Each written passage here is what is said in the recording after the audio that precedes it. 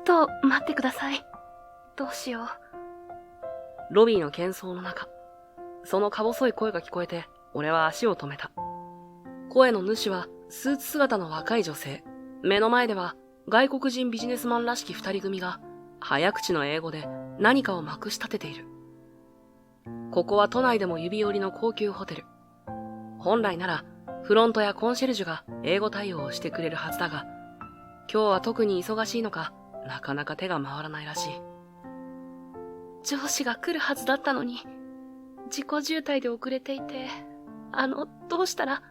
そう言って、半泣きの彼女を見ると、放っておけない気持ちになった。俺はただの注射係だが、英語はそこそこできる。少しでも力になれるならと、一息ついて声をかける。もしよかったら、俺でお手伝いできますよ。すると、彼女は目を潤ませながら戸惑い気味に言う。でも、あなた。彼女が驚くのも無理はない。だって俺は、このホテルのしがない注射係だ。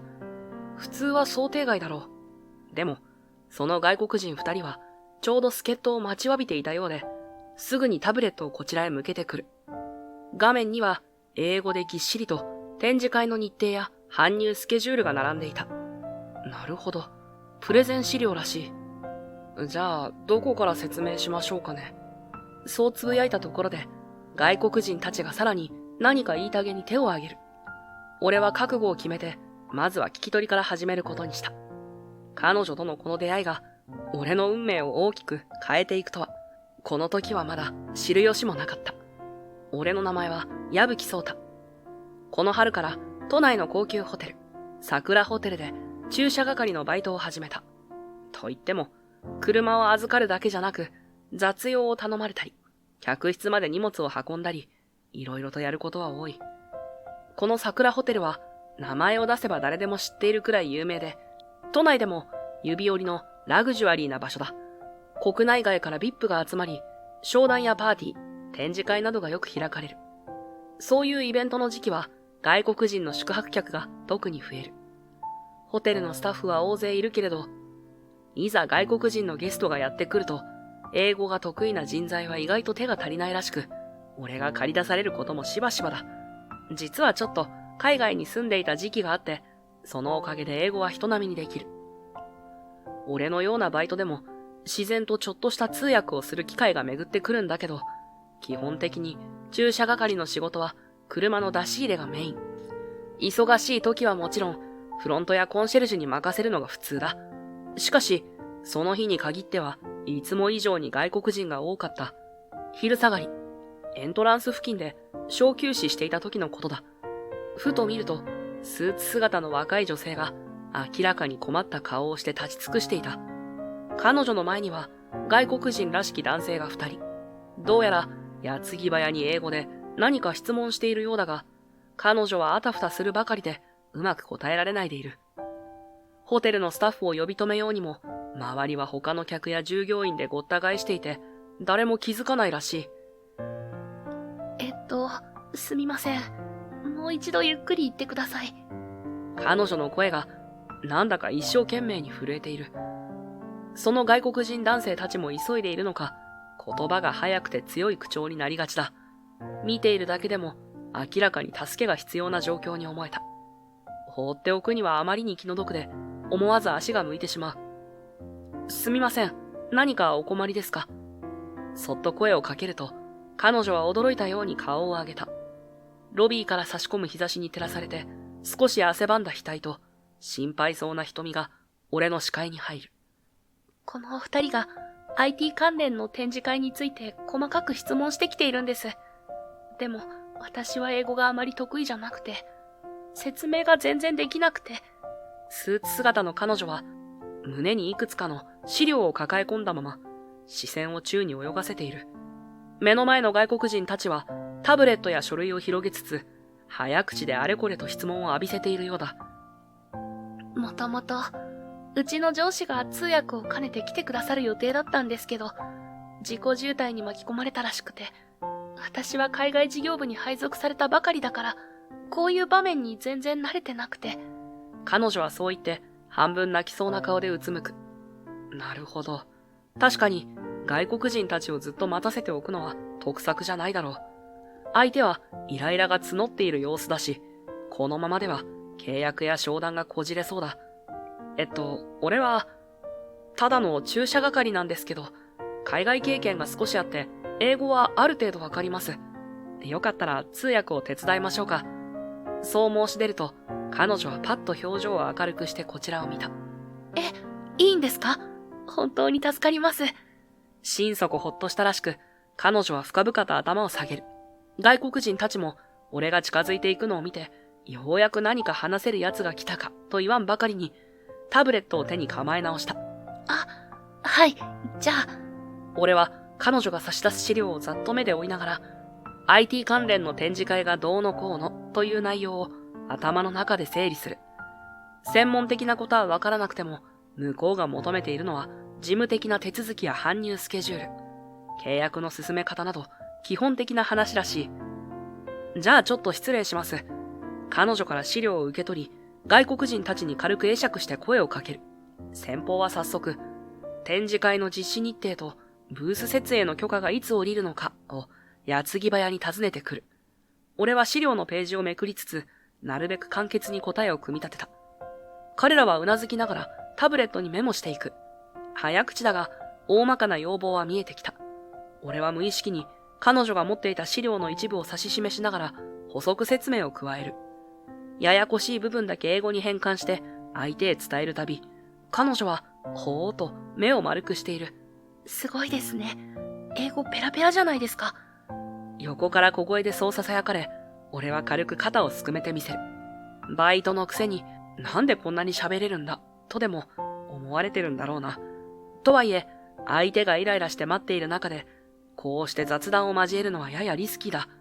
まずは先方の機嫌を損ねないように丁寧に答えつつ、要点をまとめて質問を返す。俺が海外生活でそれなりに身につけた場のつなぎを駆使し、時には軽い冗談を交えながら空気を和らげていく。すると、先方の表情も徐々に柔らかくなり、やがては笑みさえこぼれるようになった。するとその時、背後から颯爽と足音が近づいてきた。遅れてすみません。そう声をかけてきたのは、先ほどから話題に上がっていた上司らしい。どことなく威圧感のある佇まいで、視線の動かし方にも余裕が感じられる。彼女の方をちらりと見ると、彼女は目を輝かせている。よくよく見れば、彼女の胸元には白石とプレートが付けられていた。そうか、白石さんというのか。白石さんは彼の顔を見た瞬間にほっとした様子で口を開いた。烏丸さん、お疲れ様です。渋滞大変でしたね。白石さんが安堵したように息をつきながら、しっかり頭を下げる。スーツ姿で現れた烏丸は軽く手を挙げて、遅れてすまない。先方の皆様にもご迷惑をおかけした。と挨拶した後、すぐにバイヤーたちへ向き直って、もう一度丁寧なお詫びを述べる。申し訳ありません。事故渋滞に巻き込まれてしまいまして。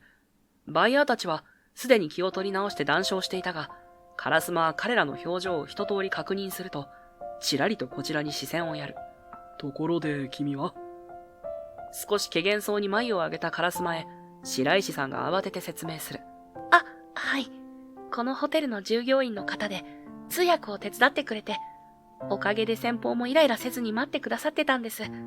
なるほど。感謝してるよ。助かった。さすが桜ホテルだな。従業員まで英語ができるなんて素晴らしい。丁寧なようでいて、その物言いはどこか他人行儀だった。もう私が来たからには大丈夫だ。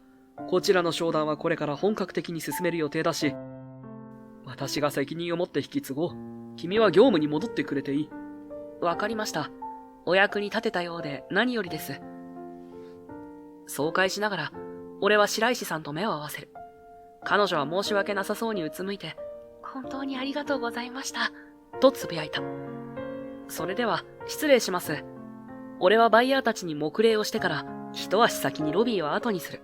背後では、では改めて、ここからのご説明を、と、烏丸の落ち着いた声が響いていた。白石さんが、よろしくお願いします。と答える声と混じり合って、どこか張り詰めた空気が伝わってくる。やれやれ。注射係にはちょっと荷が重い仕事だったな。苦笑を浮かべながら通訳の代役という慣れない役回りを終えた俺はいつものようにホテルの奥へ足を進める。さっきまで張り詰めていた緊張感がじわじわと溶けていく一方で、どっと疲れが押し寄せてきて、思わず肩を回したくなった。そんな時だった。背後から軽い足音が聞こえ、続けて聞き慣れた声がかけられた。やあ、そうた。今の可愛い子に声かけてたね。もしかしてナンパ？聞き覚えのある声。そのひょうひょうとした口調。振り返ると、スーツ姿でどこか余裕を漂わせた男がニヤニヤしながら立っていた。古くからの友人、野々宮卓だ。幼い頃からの付き合いで、いわゆるお坊ちゃんの典型だ。都内でも屈指の資産家である野々宮家の一員で、しかもこのホテルのオーナー一族でもある。俺がここで駐車係のバイトをしているのも、実は彼の口利きが大きかった。もともと俺が悩んでいる時に、うちのホテルでしばらく働いてみたらと、あっさり言ってのけたのが卓なのだ。ホテル業界には縁もゆかりもない俺だったけれど、生活費を稼ぐためには背に腹は変えられない。そのまま、彼の紹介で、あれよあれよという間に採用が決まり、こうして駐車係として働いているというわけだ。今日はホテルで打ち合わせがあると言っていたが、卓に先ほどの場面をバッチリと見られていたようだ。ナンパなんてするわけないだろう。困ってたから助けただけだ。ま、何にせよご苦労さん。助けられた彼女も感謝してるだろうし、ホテルの評判も上がるかもしれないな。卓がわざとらしく肩をすくめた。なあ、今日のバイト代、特別手当つけてくれないか？さすがにここまで通訳させられるとは思わなかったんだぞ。俺が少し半分冗談交じりで言ってやると、卓は、はいはい。じゃあ今日の夕飯はおごってやるよ。好きな店でも行こう。と、あっさり返事をする。こういう時、卓は話が早い。やった。じゃあ俺焼肉でも。と喜びかけたところで、後ろからパタパタと足音が聞こえた。振り向くと、白石さんがファイルを抱えたまま走り寄ってくる。息を切らしながら、先ほどは本当にありがとうございました。と、深々とお辞儀をした。先方がすごく上機嫌になってくれて、契約がうまくいきそうなんです。あなたが話をつないでくださったおかげです。お礼をさせてください。白石さんの瞳は、安堵と感激の入り混じった色を帯びていた。先ほどまでの余裕のなさはどこへやら、まっすぐこちらを見つめてくる。いえいえ、俺はただ立ち話をしてただけですよ。そこまでお礼をしてもらうほどのことでも、そう言いながらも、慣れない状況に少し照れくささがこみ上げる。白石さんは困ったような笑顔で、いや、でもどうしてもと頭を下げる。すると、隣から卓がすかさず余計なことを言い出した。よかったら、この後彼と食事に行ったら？ちょうどこの男には特別手当を出すことになってるし、もっと親睦を深めればいいんじゃないか？いや。俺が口ごもる間に、白石さんははっと目を見開いてこちらを見た。どうやら本気で驚いたらしい。いいんですか？私、ぜひお礼がしたいんですけど、お忙しいのでは？いや、まあ、そんなに忙しくはないですけど。卓は横でニヤニヤ笑いながら、はい、決定と楽しそうに手を叩いている。白石さんもどこかほっとしたように顔をほころばせた。じゃあ、後ほどお時間いただけますか？本当に今日は助けていただいたので、このままじゃ私も気が済まなくて、それに、英語のこともお伺いさせていただきたくて。わかりました。じゃあ、一息ついたら連絡ください。俺はまだもう少しバイトが残ってるんで。そう答えると、白石さんは嬉しそうに、はいと答えて、深くお辞儀をしてから去っていった。遠ざかっていく背中を眺めつつ、卓は俺の脇腹を肘でつついてくる。よかったじゃないか。せっかくの美人との食事楽しんでこいよ。からかうなよ。別にそういうんじゃないって。その言葉に説得力はないと分かっていても、俺は一応そう言い返すしかなかった。さっきまでの疲れがどこか遠のいていくのを感じながら、また一台、新たに到着した車のキーを受け取る。今日のバイト、なかなか波乱万丈だが、まあ、たまにはこんな日があっても悪くないか。そんなことを考えながら、俺は地下の駐車場へと降りるエレベーターに乗り込んだ。結局その夜、白石さんと二人で食事に行くことになった。俺たちが案内されたのは、薄暗い照明に包まれたカウンター席。大人びた雰囲気のレストランバーで、昼間の慌ただしさとは対照的な空気が流れている。とりあえず飲み物を注文し、乾杯を交わす頃には、俺もやや気恥ずかしさが薄れてきていた。本当にありがとうございました。あのままだったら、先方も怒って帰っちゃうんじゃないかと思って、上司の烏丸さんが来るまでの時間をつないでくださって、心強かったです。彼女はそう言いながらグラスを置き、少しだけ背筋を伸ばして笑う。その笑顔は、昼間の緊張から解放されたせいか、どこか柔らかいものに見えた。いや、俺もたまたま英語が少しできるだけで、本当は駐車係としてのバイト中なんですよ。こういう場面に呼ばれるとは思ってなかったけど、まあ困ってる人がいたら放っておけないし。放っておけない。優しいんですね。彼女がそうこぼすと、俺は微妙に照れくさくなってグラスを傾ける。いつの間にか運ばれてきた前菜の小皿をつつきながら、自然に白石さんが携わっている仕事の話に移っていった。実は、私、自分から海外事業部への異動希望を出したんです。英語が苦手なことは自覚してたけど、どうしても自分を変えたくて。ふわりとしていた笑顔は影を潜め、声のトーンもぐっと落ち着いたものに変わる。夕食の暖かな照明に照らされた横顔は、どこか思い詰めたようにも見えた。小学4年生の時に、父の仕事の都合で半年だけ欧州に住んだことがあるんです。初めて飛行機に乗ったのも、その時でした。まだ小さかったから、海外ってすごいとか、アニメで聞いたことのある国だくらいの感覚で興奮してたんですけど、いざ現地の学校に通うとなると、全然言葉が通じなくて。彼女はグラスの水を一口含み、思い出をそっと手繰り寄せるように言葉を継いだ。最初の頃は、クラスメイトも面白がって私の言葉を真似したり、簡単な挨拶を教えてくれたりして、割とうまくいってたんですよ。ただ、ある日私が授業で何か失敗をしてしまって、先生からの指示がわからなくて、みんなの前でぼーっと突っ立ってたんです。そうしたらクラスメイトの一人が、私の英語を大げさに真似して笑ったんです。クスクスって、何人もが笑ってる光景が、今でも忘れられません。その日を境に、クラスメイトたちは彼女を日本語しか話せない変な子と茶化すようになり、時にはひどい言葉をかけられたらしい。わけもわからないまま泣いてしまい、さらにそれを見た周囲が笑って、という悪循環に陥った。その度に、どうして言葉が通じないんだろう。どうして私は笑われなきゃいけないんだろうと、小さな白石さんは深く傷ついたという。たかが半年で、帰国する頃にはほとんど仲のいい子もできずに終わっちゃって、帰国後も英語や海外の話題になると、どうしても当時の嫌な記憶が蘇ってくるんです。だから、中学や高校の英語の授業でも、みんなの前で発声したりすると、急に声が震えたりして。肩をすくめるように小さく笑うが、その笑いには苦味が混じっている。俺は胸が痛くなるのを感じながら、口を挟まずに耳を傾ける。こういう話をするのは、きっと勇気がいるはずだ。だからこそ、大人になった今、英語は苦手っていうだけじゃなく、克服しないといけないと思ったんです。あの頃の自分を乗り越えるじゃないですけど、英語コンプレックスから抜け出して、英語ができる自分になれたら、私も変われるんじゃないかなって。そこには彼女の本音が凝縮されているようだった。海外事業部への配属を希望したのも、幼い頃のトラウマを払拭したい。という思いが強いからなのだろう。俺が昼間に見た取引先への懸命な対応や、烏丸を尊敬する気持ちも、すべては強い自分になりたいから来るのかもしれない。なるほど。そりゃ大変だったでしょうね。子供の頃のそういう体験って何倍もショックが大きいって言うし。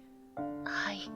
まあ、もう昔のことではあるんですけど、やっぱり心のどこかで英語が怖いって刷り込まれてるんですよね。だから勇気を出して海外事業部に飛び込んできたのに。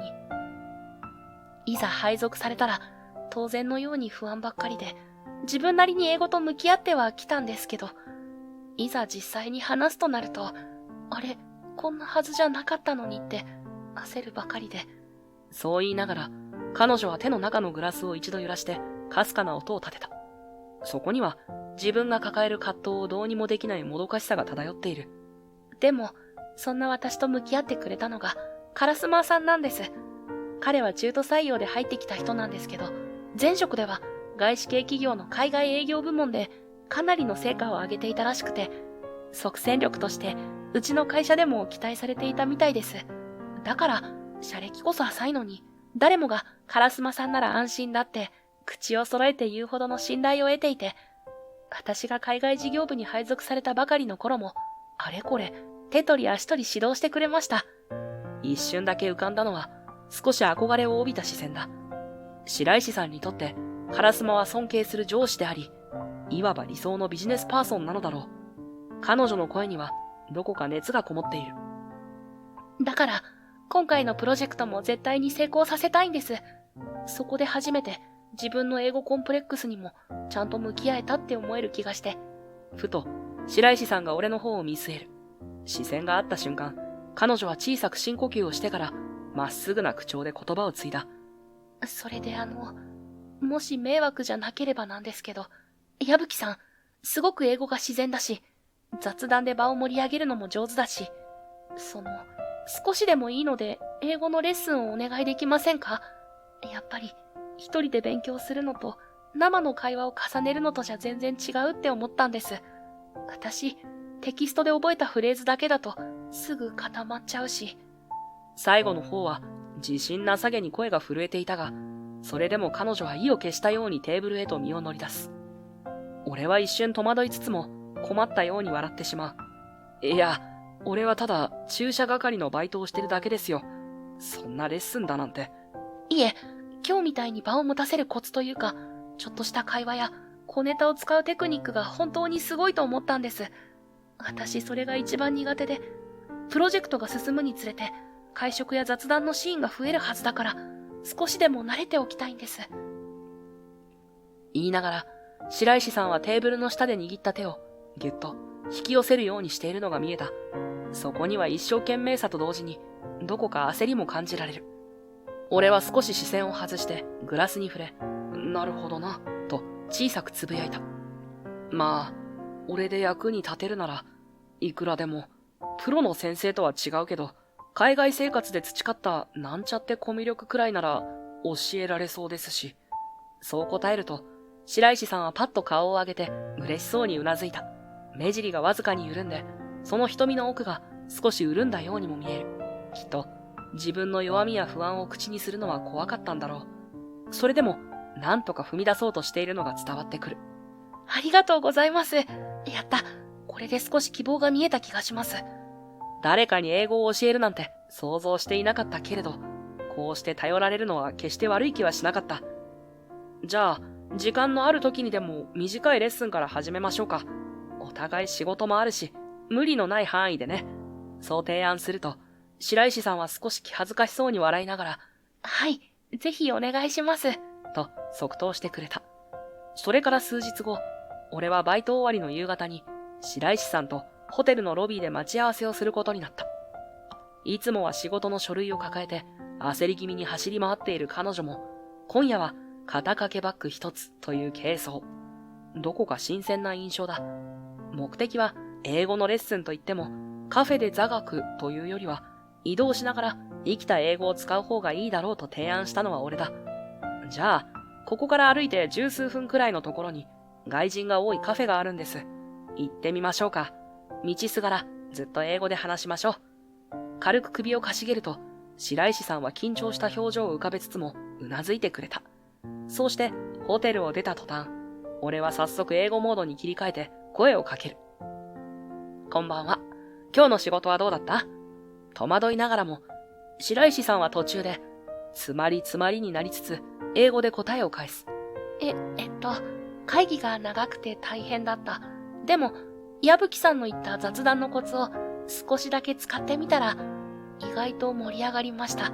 多分うまくいったと思います。慣れない英語を話す彼女の声は、どこかぎこちないが、確かな手応えがあるのか、その言葉には少し弾んだ調子が含まれている。いいですね。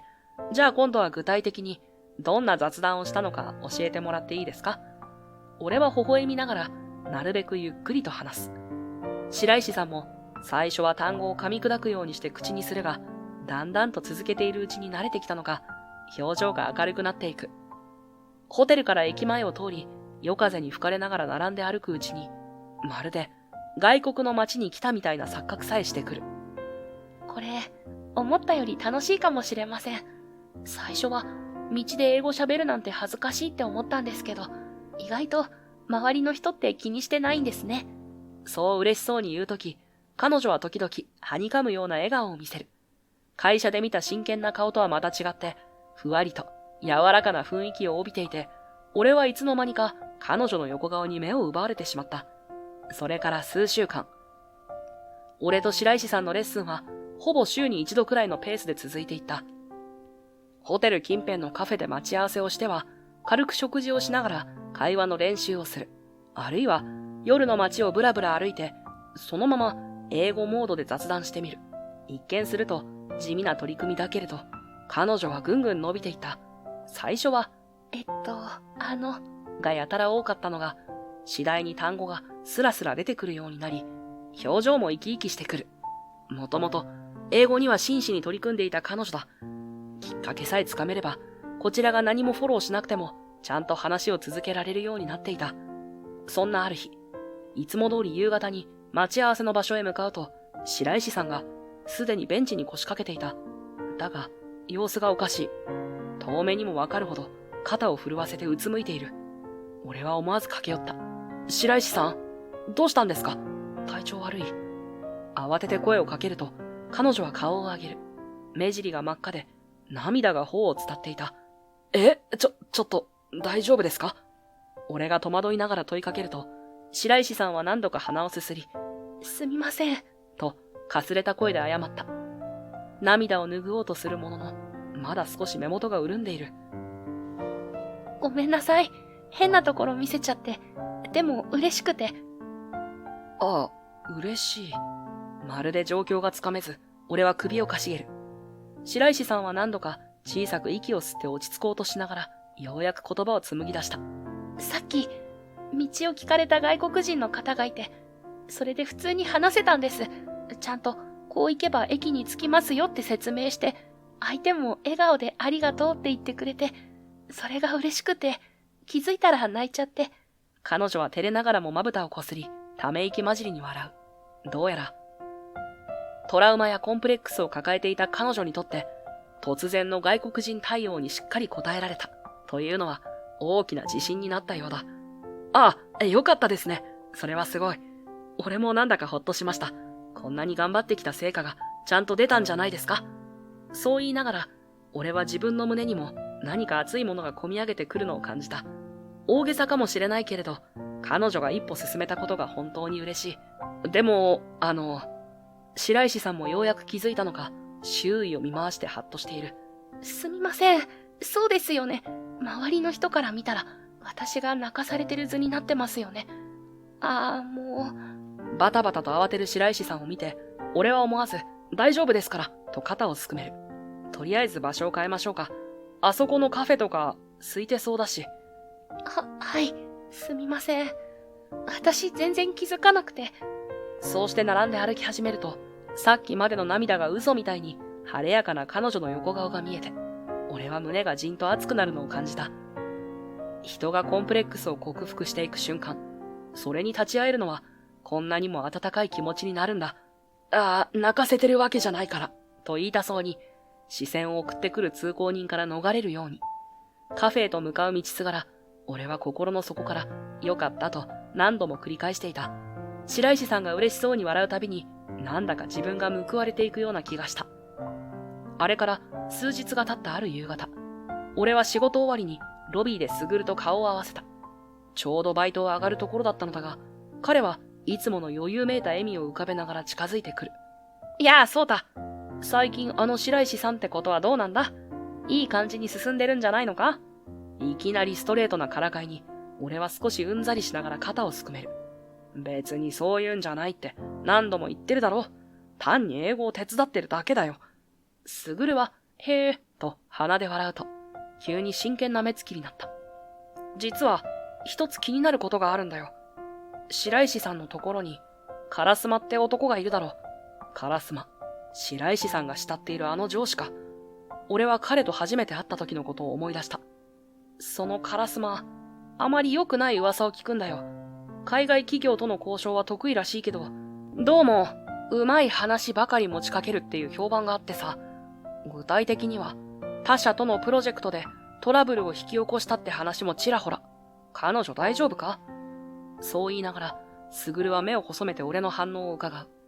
海外企業との交渉が得意だなんて聞こえはいいが、その内情が不明瞭なままだと不安は拭えない。俺も思わず眉を潜めた。白石さん、烏丸のことを相当尊敬してるみたいだけど、卓がわざわざ忠告してくるということは、簡単な噂話レベルを超えている可能性がある。何かしらの火種を抱えているのだろう。わかった。ありがとう。注意してみるよ。俺も彼女が危険な目に遭うのは見たくないからな。卓はそれを聞いて満足げにうなずくと、少しだけ声のトーンを落として言葉を足した。あまり大げさに騒ぐつもりはないけどな。でも、烏丸の評判は正直芳しくない。気をつけろ。特に、白石さんがヤバい案件に巻き込まれたりしないよう、見守ってやれよ。俺の方でも調べてみるけどさ。卓に言われたからではないけれど、彼女が烏丸をどれほど信頼しているかを知っているだけに、ただの噂だからと軽視するわけにもいかない。俺は胸の内で静かに決意を固めつつ、卓に了解とだけ答えて、その夜を終えた。さほど深い事情を知っているわけでもなさそうな卓だが、あえて俺に忠告してくれるのは珍しい。俺も何かしら引っかかるものを感じつつ、しかし、白石さんはあれほど、烏丸を信頼している。うかつに言いにくいが、いずれにせよ、このまま黙っているわけにもいかないだろう。その夜、いつも通り白石さんと待ち合わせをしていると、ホテルのロビーで彼女が手を振りながら駆け寄ってきた。ここのところ、以前よりずっと表情が柔らかくなったように思う。こんばんは。今日も英語レッスンよろしくお願いします。なんだか元気そうだね。いいことでもあった？俺が尋ねると、彼女は人差し指を立てて、ウインクをするように顔を横に振った。実は、もうすぐ正式に契約が結べそうなんです。先方からほぼ問題なしという連絡があって、このままうまくいけば、社内でも海外事業部として初の大口案件って評価されるかも。今日、烏丸さんからも、最近の白石はよくやってるなって褒められたんですよ。そこにはいつもの緊張というより、弾むような期待感と自信が滲んでいた。きっと、海外のバイヤーと細かいやりとりを重ねる中で、彼女自身が手応えをつかんだのだろう。そっか、それはよかったね。おめでとう。契約がちゃんと成立したら、白石さんの株も上がりまくりじゃないか。言いながらも、俺は少しだけ胸の内がざわつく。卓から忠告された烏丸の良くない噂が頭をかすめて、どうにも落ち着かない。それでも白石さんは、まっすぐな瞳で微笑んだ。はい、もちろん、まだ油断はできないですけど、最近は交渉でも英語で雑談を振るのに慣れてきて、相手の反応を見ながらフォローできるようになりました。矢吹さんのレッスンのおかげです。照れ笑いする彼女を見ていると、俺まで思わず頬が緩んでしまう。だが、言わなければならないことがある気がして、なんとなく切り出すように口を開いた。契約の話だけど、何か変わったことってない？烏丸さんの周りとか、契約の条件とか、特に妙な点はない。彼女は、不意をつかれたようにきょとんと目を瞬く。いや別に、特に変わったことなんてないですよ。烏丸さんは常に完璧で、先方との交渉も円滑ですし。そのまま、話を広げづらい空気を感じつつ、俺は少し視線をそらしながら続ける。実は、あんまり根拠があるわけじゃないんだけど、烏丸さんに良くない噂があるって話を聞いたんだ。もしかしたら何か裏があるかもしれないって。俺も確信はないけど、その途端、白石さんの表情が曇った。さっきまでの嬉しそうな空気が一変し、険しさすら混じっているのがわかる。どうしてそんなことを？誰がそんな噂を？烏丸さんは、私が海外事業部に来たばかりの頃から面倒を見てくれて、仕事を任せてくれた人なんです。すごく尊敬してるんです。言葉に熱を帯びている彼女を前に、俺は少したじろいだ。けれど、黙って見過ごすのもどうかと思い、やはり続きを口にする。いや、だからこそ気をつけてほしいっていうか、白石さん、そもそも英語が苦手って言ってたよね。しかも新人なのに、どうしてこんな大事な案件で白羽の矢が立ったんだろう。不思議じゃない？え？目を伏せた彼女がゆっくりと顔を上げる。その視線には戸惑いだけでなく、ほんのり怒りも混じっていた。私が英語を苦手としてるのは事実ですけど、それでも上司の目に留まるくらい一生懸命やってるんです。英語だって矢吹さんに教えてもらって少しずつ克服してきました。そんなのどんなに優秀な人だって最初は苦手があるじゃないですか。いや、そうなんだけど、ただ重要なプロジェクトだし、英語が苦手な白石さんに任せるって不自然っちゃ不自然だろ。それって私なんか場違いだってこと？彼女の声が震え、苦笑とも泣き出す寸前ともつかない表情が浮かんでいる。まさかこんなに感情を揺さぶってしまうとは思わなかった。言葉を選んだつもりだったが、俺の言い方がストレートすぎたのかもしれない。あ、いや、そういうんじゃなくて。だったら矢吹さんだって何者なんですか？不意にトーンを落とした彼女がきっとこちらを見据える。私前に矢吹さんと待ち合わせしてた時に連絡がつかなかったことがあって、ちょっとだけホテルの人に聞いてみたんです。駐車係のバイトの方で矢吹さんって人はいますかって。そしたら、そんな名前は従業員リストにいないって言われて。その言葉に俺は胸がぎゅっと締まるのを感じた。すぐるの口利きで裏口のような形で働いている身。正式なリストには俺の名は載っていない。彼女がそれを知ってしまったということは、俺が隠してきた事情にも疑念を抱かれているに違いない。だけど、矢吹さんは親切だし、英語もできるし、きっと何か事情があるんだろうって、ずっと気にしないでいました。でも、こんな風に烏丸さんのことを悪く言われたら、白石さんの声が震え始める。今にも泣き出しそうだが、それを一生懸命にこらえるように目を伏せる。ごめん、俺はただ。もういいです。私は確かに英語が苦手かもしれないけど、烏丸さんがチャンスを与えてくれたからこそ、ここまで頑張ってきたんです。矢吹さんにはいろいろ助けてもらって感謝してるけど、そんな風に烏丸さんを悪く言うなんて。彼女はきっぱりとそう言い切ると、資料を抱えてくるりと背を向けた。伸ばしかけた俺の手は宙を泳いだまま。白石さん、待って。もういいです。静かにそうつぶやき、彼女は足早に去っていく。ロビーの照明の下、彼女の後ろ姿が揺れる。呼び止めるべきか迷ったが、そのまま言葉にならない声だけが喉元に引っかかる。周囲の客たちが怪訝そうにこちらを一別するが、そんなことを気にする余裕もなかった。こんな終わり方、最悪だ。胸の奥に重苦しい痛みが広がる。あれほど頑張っていた彼女を否定するつもりなどなかったのに、結果的には彼女を追い詰めてしまった。リストに載っていない件だって弁解の余地があるとはいえ、自分でもきちんと説明できない事情ばかりが積み重なっている。静まり返ったロビーを見渡しても、もう白石さんの姿はない。居場所をなくしたかのような息苦しさと、彼女が浮かべた悲しそうな顔が脳裏を離れない。どうにかしたいが、どうしたらいいのかわからない。そんな無力感にとらわれたまま、俺はがらんとした心を抱えて、黙々と仕事場へ戻らざるを得なかった。あれから数日後の昼下がり。ホテル全体が妙に慌ただしい。噂によれば、海外バイヤーを招いての特別な契約パーティーが開かれるらしく、レストランの大広間を貸し切って大人数の会食が行われるのだという。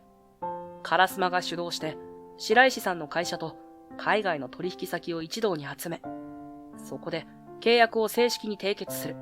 派手な演出で成功を印象づけようとしているらしい。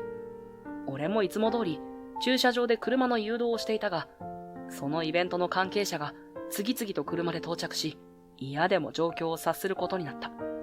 海外のバイヤーたちは高級車から降りると、スタッフに迎えられて、レストランの方へ移動していく。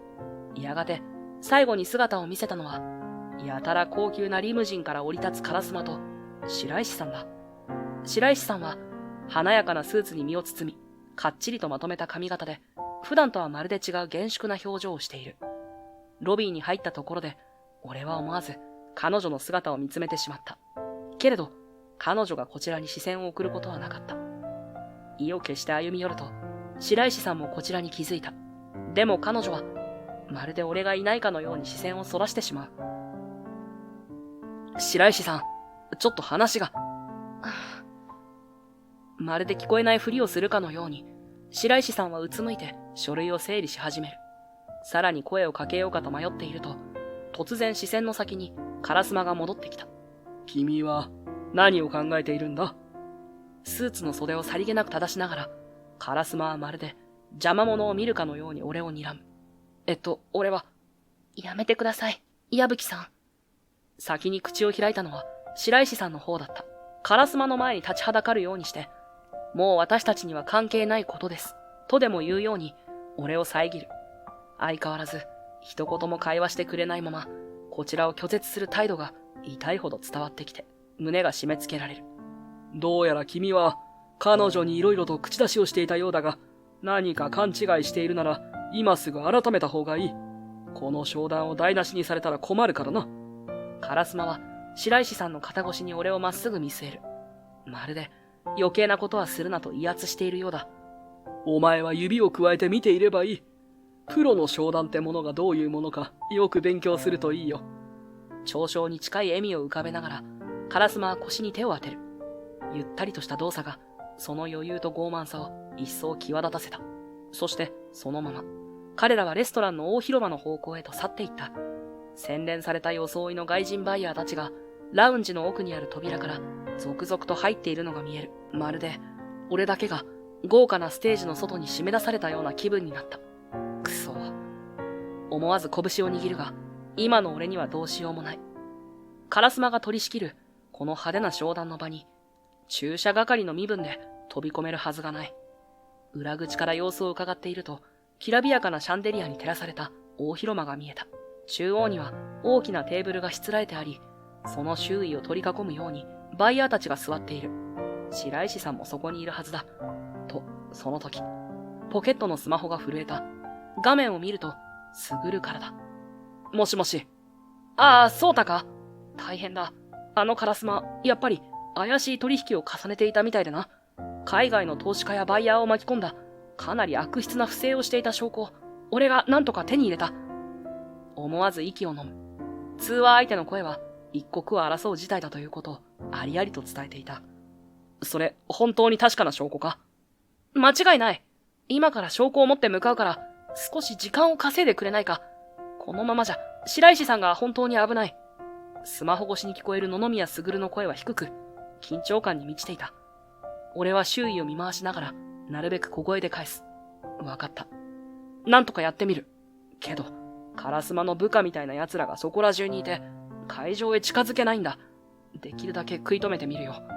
そう言ってスマホを切ると、胸の中で激しい鼓動を感じる。もし今すぐ行動しなかったら、白石さんの会社が契約を結んでしまう。その契約がカラスマの不正行為の一端だったとしたら、取り返しのつかないことになる。くそ、どうすれば。顔を上げたその時、会場の扉の先に大きなグランドピアノがちらりと見えた。豪華なレストランの大広間で行われるパーティーだというから、演奏家を呼んでオープニングや BGM を予定していたとしても不思議はない。そういえば先ほど、ホテルの駐車場でピアニストらしき人物が車から降りるのを見かけた。これしかない。俺は意を決して急いで脇の廊下へ飛び込む。そこで目にしたのは出演者控え室を示すプレート。おそらく今日のイベントのピアニストが待機している場所だろう。カラスマの部下がうろつく表のルートを回避するには、ここから楽屋口へ回り込むしかない。室内に足を踏み入れると、ちょうどピアニストらしき男性がスタッフと雑談を交わしているところだった。俺は心臓がドキドキ鳴るのを感じながら、できるだけ自然な態度を装い、その男性に近づいた。すみません、ちょっとお話が。今日の演奏のスケジュールに変更があって、お伺いしたいんですが、いかにもスタッフのように振る舞い、相手を部屋の外へ誘導する。すぐに不審がられるかと思いきや、相手は、そうなんですか？と、戸惑いながら廊下へ出てきてくれた。タイミングよく、他のスタッフが通りがかって、挨拶をしてくれたおかげで、俺の嘘もなんとかほころばずに済んだ。ここではなんですから、詳しくは控え室の前でお話伺ってもいいですか？男性を引き止めると同時に、俺は室内のドアを閉める。一瞬だけ視線をやると、そこにはピアニストが脱ぎ捨てた上着とスコアが置かれたまま。彼が本番直前に戻ってくるなら、それまでの数分が勝負だ。すぐ戻りますね。そう言い残して廊下を小走りに進み、気づかれないようにステージ袖の方へと回り込む。大広間のステージのカーテンの隙間から中を覗くと、ちょうど長テーブルに白石さん、烏丸、そして外国人バイヤーたちが集まっているのが見えた。どうやら本格的に契約書へ署名をしようとしているらしい。まずい。契約を結ばれたら手遅れだ。白石さんが渡されたペンを手にして書類に視線を落としているのが見える。なんとしてでもここで時間を稼がないと。よし。深呼吸をしてゆっくりと暗いステージへ足を踏み入れた。カーテンの向こうには豪華な客席と大きく輝くシャンデリア。遠目にバイヤーたちの笑みが見え、烏丸が余裕の表情で契約書を示している。あそこへ声を届かせるには音の力を使うしかない。俺は意を決し、グランドピアノの鍵盤にそっと指を置く。ゆっくりと和音を鳴らすと、テーブルにいた人々が一瞬だけ動きを止めたように見えた。次の瞬間、俺は少し派手めなフレーズから勢いよく演奏を始める。突然のピアノの音に会場がざわめく。視線が一斉にステージへ注がれ、人々が唖然とするのがわかる。烏丸が気づき、何か言おうとして立ち上がるが、俺はそれを無視して指を動かし続ける。低音と高音を行き交う旋律を重ね、波を打つように大きく揺れる音のうねりを作り出す。大きなレストランの空間に音が満ち、誰もが息を飲むほどの迫力を帯びていく。普段は避けてきたステージだが、今、この瞬間のために、俺はかつて大舞台で鍛えた技術をフルに使うしかない。何曲か続けて弾くうちに、自然と体が熱を帯び、客席には驚きや興奮がじわじわと広がっていくのが分かった。最後の曲を終えると、レストラン全体に熱狂的な拍手が巻き起こった。拍手や口笛が天井まで響き、彼は何者だ、ブラボーという声があちこちから飛び交う。そんな歓迎がある一方で、客席の一角では明らかに浮かない表情をした烏丸が部下と示し合わせるようにこちらを睨んでいた。契約直前での唐突なコンサートに相当苛立っているのだろう。拍手で盛り上がる周囲の雰囲気に反して、その冷徹な視線がびっしりと突き刺さるのを感じる。おい、何のつもりだ。低い声とともに烏丸が立ち上がる。客席の人々が思わずざわめき、拍手も途切れがちになる。周囲のスタッフが、どうか落ち着いて、と慌てるが、彼はまるで聞く耳を持たない。今すぐそいつをつまみ出せ。何の許可もなくステージに上がりやがって。部下たちが一斉に動き出し、通路を塞ぐように俺の方へにじり寄ってくる。視線の先には、困惑して立ち上がろうとする白石さんの姿が見えたが、烏丸の勢いに気をされるように、そのまま言葉を失ってしまっているようだ。待ってくれ、話を。俺が声を上げても、部下たちは猛然とこちらに迫り、腕を掴もうとする。一生懸命に抵抗するが、敵は複数。ピアノ椅子から立ち上がっただけの体勢では、まるで歯が立たない。まずい。くそ。ここで捕まったら万事休すだ。冷や汗が背筋を伝い、これまで稼いだ時間も無駄に終わってしまう。そう思い始めたその時、どこかから鋭い声が会場を貫いた。待った！その男を離せ！はっとそちらを見ると、客席の通路をかき分けるように、卓の姿があった。スーツ姿で胸元に ID を下げ、呼吸を荒げながらもこちらに駆け寄ってくる。遅いぞ。すまないそうた。でももう大丈夫だ。皆さん、これを見てください。そう言い放った卓はタブレット端末を高々と掲げ、その画面には複数のファイルらしきものが映し出されていた。会場の客席が一気にざわめき、部下たちが動きを止める。視線が集中する中、卓はゆっくりと客席の中央まで進み、烏丸を真正面から睨みつけた。先ほど入手したデータによれば、烏丸雄一が海外投資家や取引先と結託して、不正なマネーロンダリングや契約の改ざんを行っていた可能性が高い。言い逃れなんてさせないぞ。証拠は揃ってるんだ。場内は騒然。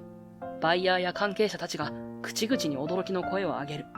烏丸の部下たちは動揺して俺を離し、客席とステージのどちらに目を配るべきかわからない様子だ。白石さんが、嘘、そんな、と震える声でつぶやいたのが聞こえたが、烏丸は唇を引き結んで何か言おうとしている。何を言っているんだ。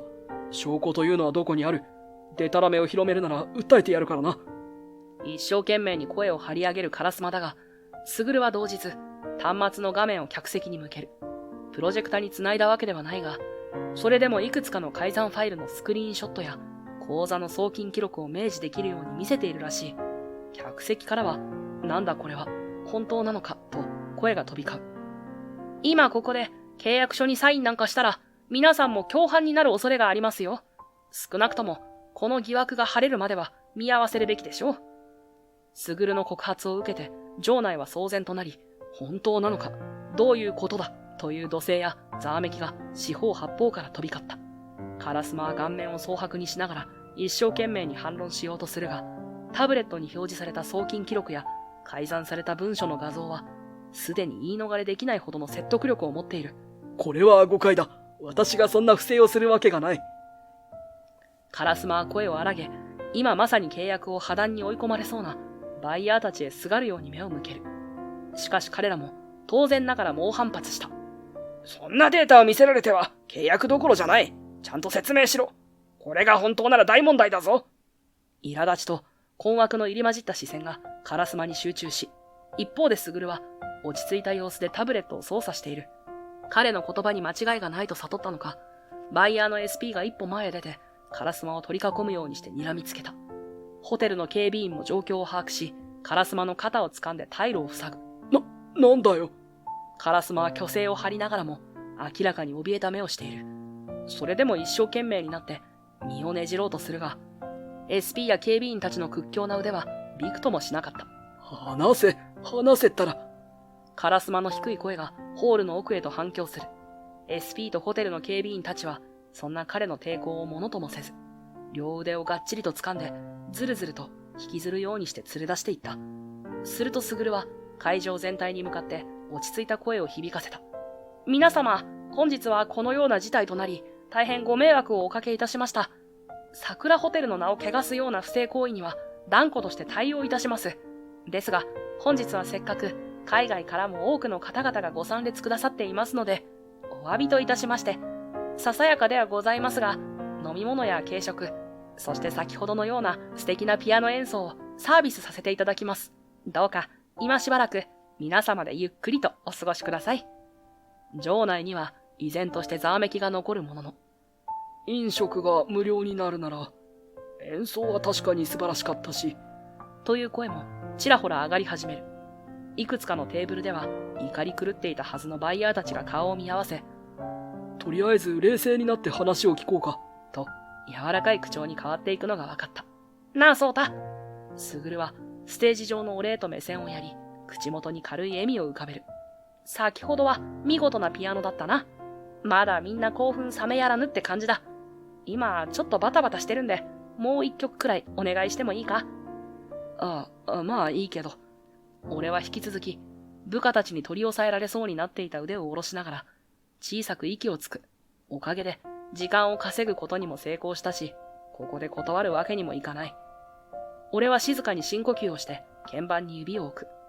先ほどよりも落ち着いたテンポで、柔らかなメロディーを奏で始めると、客席の方々もささやかながら拍手を送ってくれた。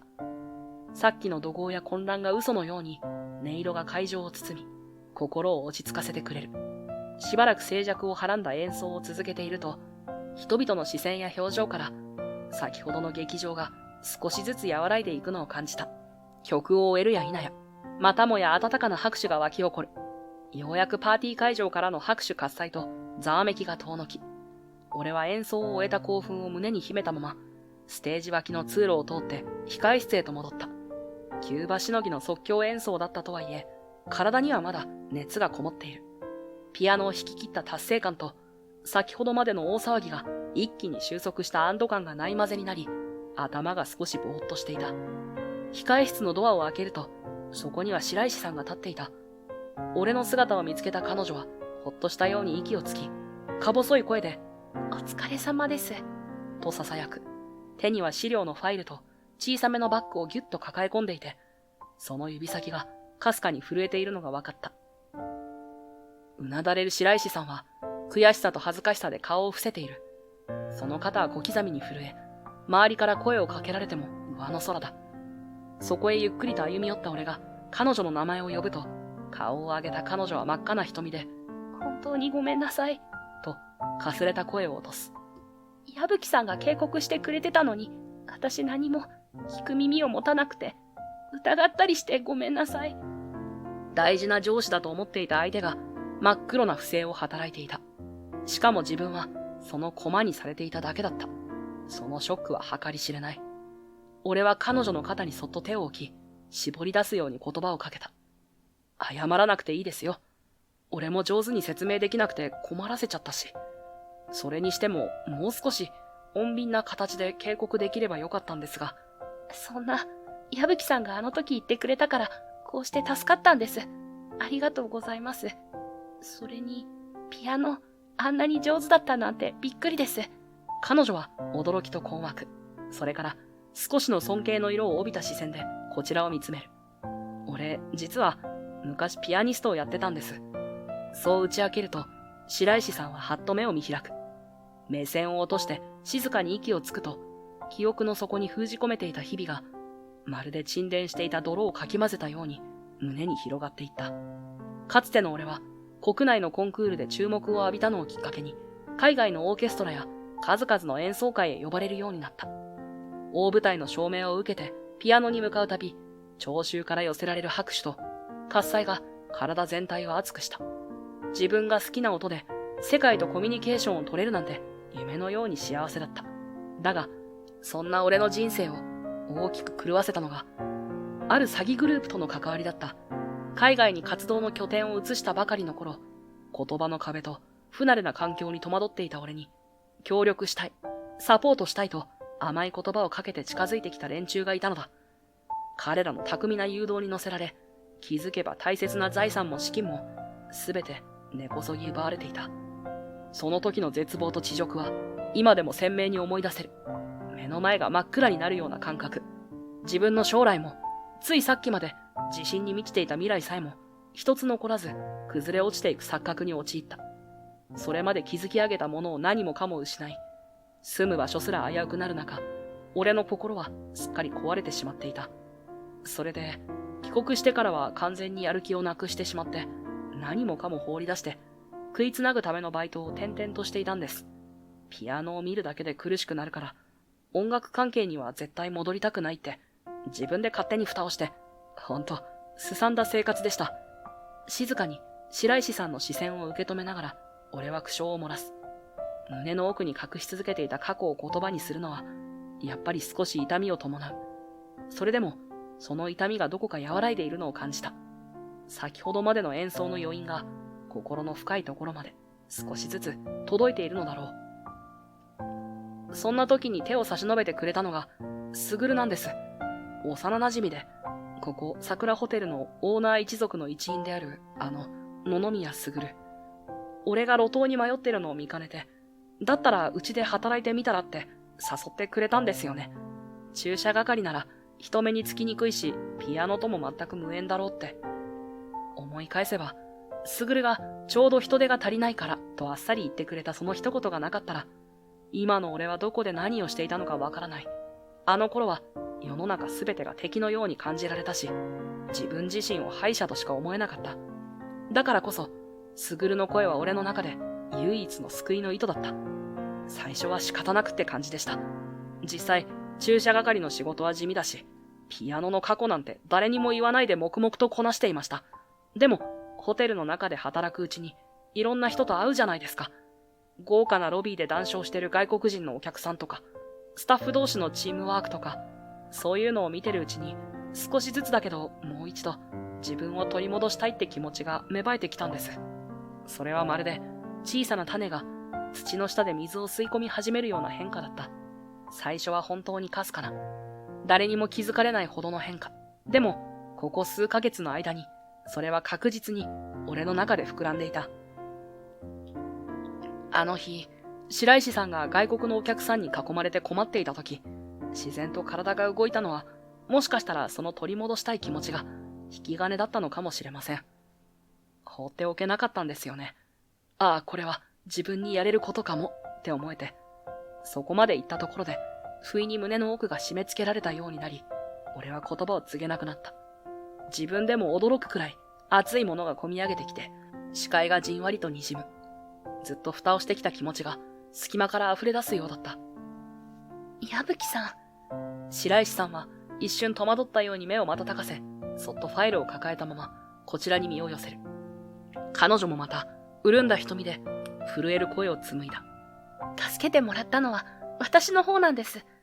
あのままだったら私はずっと英語を怖がって逃げ続けていたと思います。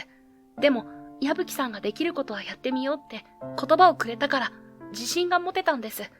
実際に英語が上達しているかどうかはわからないけど、それでも、通じるんだって思えるようになって、やっと前に進めそうな気がして。彼女の視線は苦しげで、それでもしっかりと俺を見つめていた。溢れそうになる涙をこらえきれず、俺は静かに目を伏せる。涙声と鼻をすする音が控え室のひっそりとした空気に溶けていく。それなのに私、矢吹さんの言葉を疑って、勝手に拒絶したりして、もっと早く、ちゃんと聞いていれば、こんなにこじれなかったのに。最後の方は、彼女の声が震えて、涙がポロポロと頬を伝うのが分かった。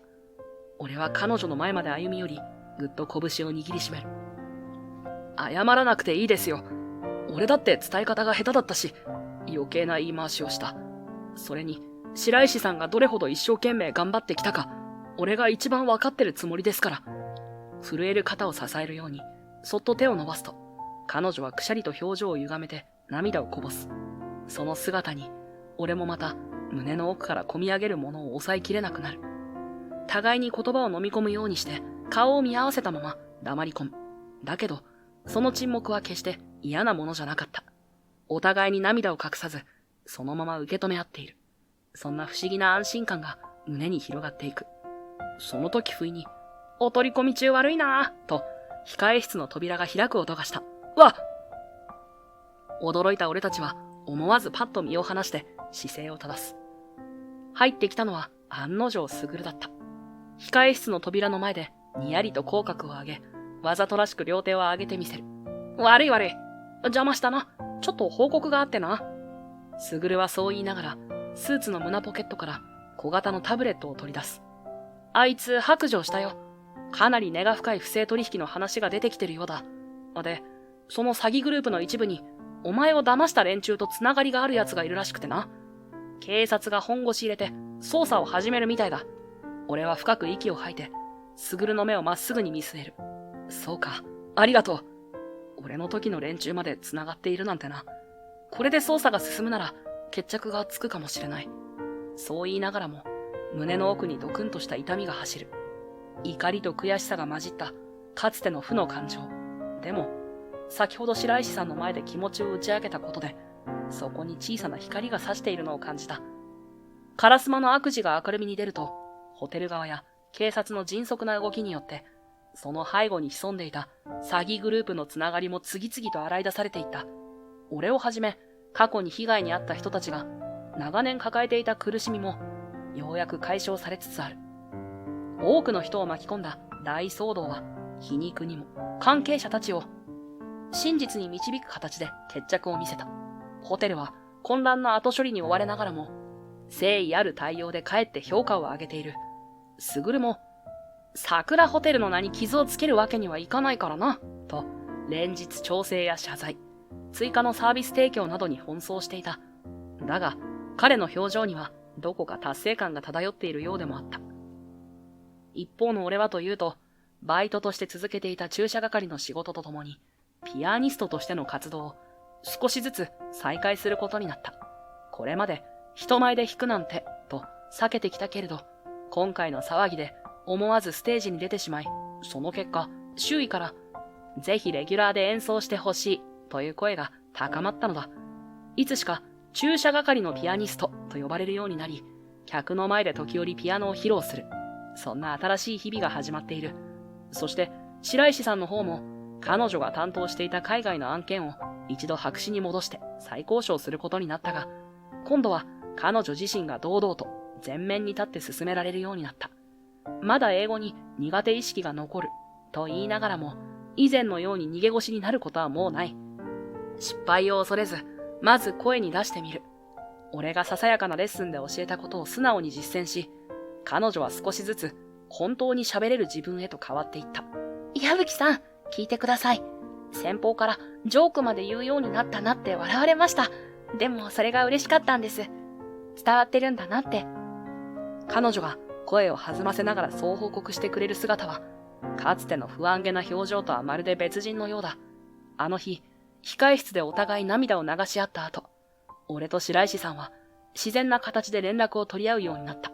仕事終わりにカフェでお互いの近況を語ったり、休日には英会話の練習も兼ねて軽いデートを楽しんだり、ふと気づくと、その距離はもう、教える側と教わる側の枠を超え、互いの存在を必要とする関係へと変わり始めている。ねえ、次の休みに観光客向けのイベントをちょっと見てみない？外国人が多い場所なら私もいい練習になるし。ある夜、ホテルのロビーで待ち合わせをしながら、彼女が笑顔でそんな提案をしてきた。俺が、いいね。じゃあ英語のナンパでもしてみる？と冗談めかして言うと、彼女は、やめてくださいよ。私が困ります。と頬を染める。その照れた仕草が以前に増して可愛らしく思えてしまうのは、きっと俺の方が惚れているからだろう。新しい目標に向かって仕事へ邁進する白石さんと、再びピアノの音色を取り戻した俺。二人で過ごす時間は短いけれど、一緒にいるだけでなんだか前へ進めるような気がする。そうして積み重ねる日々の中で、俺は心から思うのだ。通じ合うって幸せだと。